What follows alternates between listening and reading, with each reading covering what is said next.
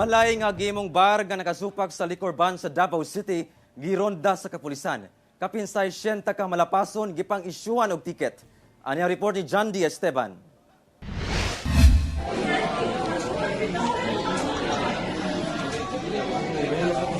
Kuha kini sa mga operatiba sa Santa Ana Police Station dihang ilang gisulod kining imnanan nga matud pa walay permit sa Villamor Street, Barangay 15, Barrio Obrero sa Davao City.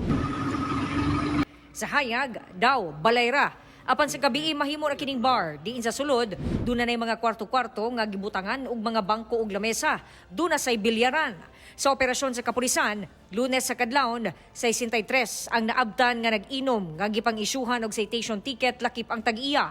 Dugay-dugay na kunong ginapanidaan sa Santa Ana Police ang maong imnanan. Sa Santa Ana Police Station, nakadawat ako information na ay balay sa may Villamor na taga-Baligya, Galingon.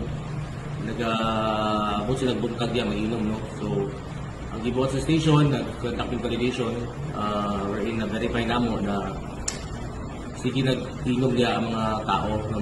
Sa tala sa Davao City Police Office, halos midoble ang ihap sa mga misupak sa liquor ban sa syudad.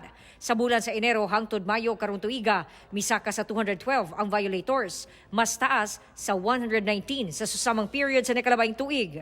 Nagdoble ang ato ang operasyon bato kaning liquor ban kay isa man guning rason kung nganong naay mga kagubot. Kauban si Jojo Solarte sa kamera. Ako si John D. Esteban para sa One Mindanao.